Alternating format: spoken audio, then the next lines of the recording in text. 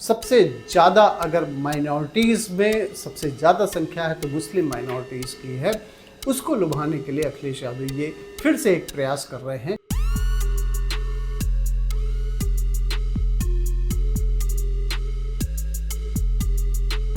Samajwadi party पर नमाजवादी party होने का आरोप ऐसे ही नहीं लगता है। अभी एक लेटेस्ट इंसिडेंट में अखिलेश यादव पार्लियामेंट से लगे हुए मस्जिद में गए और आरोप ये लगाया जा रहा है कि वहाँ एक मीटिंग की गई, क्योंकि उसकी फ़ोटो वो सोशल मीडिया पर वायरल होने लगी। बाद में समाजवादी पार्टी के ही लोगों द्वारा सफाई दी जाने लगी कि वहाँ वो चाय पीने गए हुए थे, कोई मीटिंग नहीं थी। लेकिन अब चूंकि मामला पॉलिटिक्स का है तो इस पर विपक्ष सवाल तो उठाएगा ही।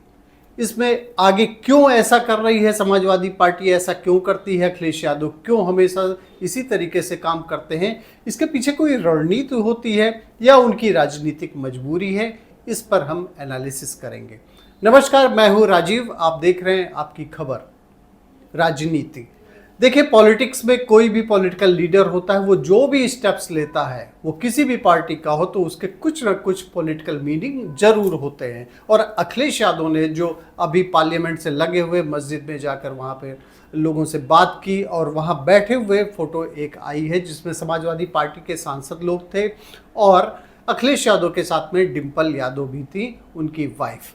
डिम्पल यादव के जो कपड़े थे, अटायर था, उस पर भी सवाल उठाया गया। तो पॉलिटिक्स है, इसमें हर स्टेप्स पे सवाल उठाए जाते हैं। जो माइनॉरिटी मोर्चा के प्रेसिडेंट है जमाल सिद्दीकी, भारतीय जनता पार्टी के, उन्होंने भी ये सवाल उठाया कि मस्जिद को समाजवादी पार्टी ने अपना ऑफिस बना लिया है और उन्होंने डिम्पल यादव के कपड़े पर भी सवाल उठाए थे।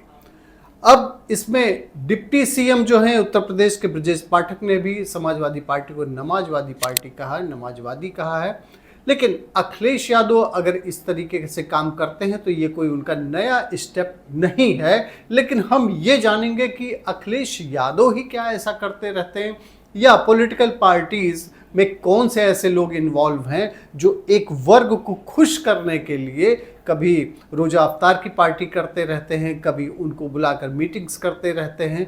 क्यों ऐसा होता है, इसके जो सीरीज़ है उसमें हम जाते हैं। देखिए, अखिलेश यादव जब मुख्यमंत्री थे 2012 से 2017 के बीच में, तो उस समय भी सीएम आवास पर रोज़ा अफ्तार पार्टी हुआ करती थी। यही नहीं, ऐशबाग में, जो लखनऊ का ऐशबाग है, वहाँ जाकर ईदगाह में उन्होंने पार्टिसिपेट किया था ईद में 16 अप्रैल 2012 को। और समाजवादी पार्टी का जो एक झुकाव रहता है मुस्लिम वोट्स की तरफ, वो इसलिए रहता है कि समाजवादी पार्टी का जो वोटिंग पैटर्न, जो उनके फॉलोवर्स हैं, वो मैक्सिमम मुस्लिम्स ही हैं।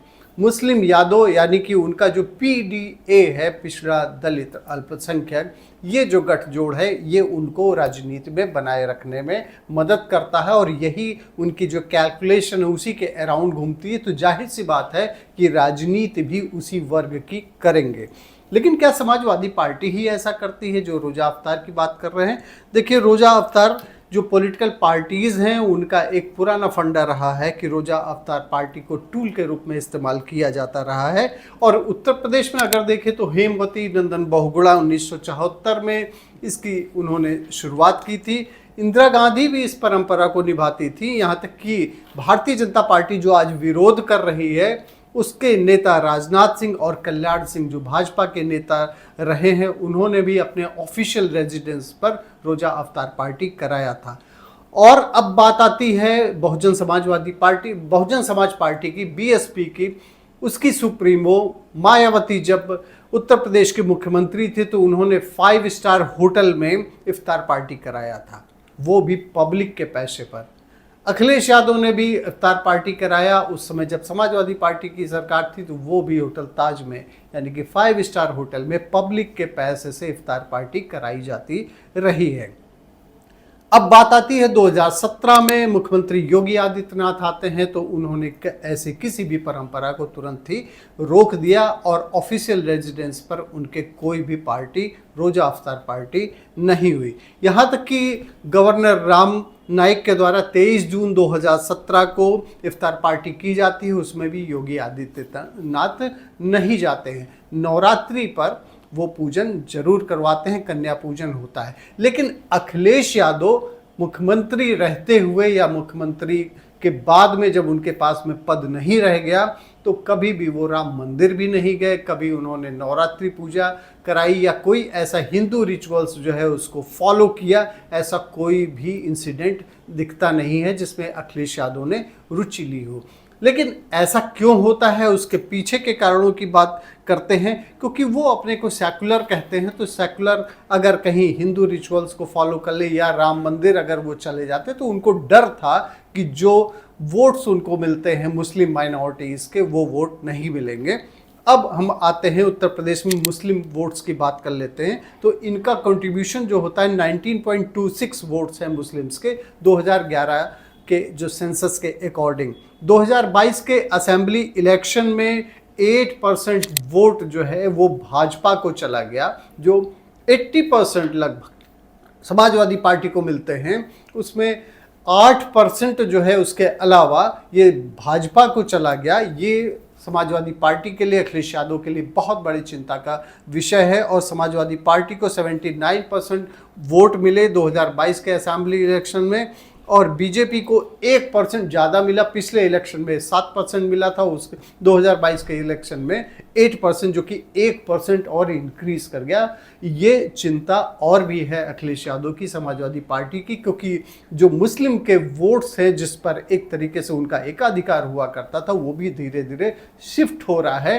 क्योंकि भाजपा ने जो एक रणनीति बनाई पसमानदा समाज को अपने साथ में लाने की, पसमानदा समाज मुस्लिम समाज का वो वर्ग है जो पिछड़ा है, दलित है, अल्पसंख्यक का जो पिछड़ा वर्ग है वो कहलाता पसमानदा समाज। उसमें से भाजपा के साथ में लोग आने लगे। और एक स्टडी में यह भी पाया गया कि जो मुस्लिम वोट्स हैं उन्होंने भाजपा को वोट करने का मन इसलिए बनाया क्योंकि उन्होंने एक कंपेयर किया, जो स्टडी बताती है, मुस्लिम्स ने कंपेयर किया कि जब वो नॉन बीजेपी गवर्नमेंट को सपोर्ट करते हैं तो उनकी जो सोशियो इकोनॉमिक कंडीशन है वो बद से बदतर होती चली गई। इसलिए भी वोटिंग शिफ्ट हो रहा है, क्योंकि मुस्लिम वोटर्स को यह भी लगने लगा कि केवल मुस्लिम होने के नाते एक पार्टी जो है उनको जो प्रलोभन दे रही, लेकिन उसका कोई बेनिफिट नहीं मिला। और जब ये सरकार भाजपा की जब आती है तो उनको सारे लाभ मिलते हैं, जो हिंदूज को मिले वही उनको भी मिले।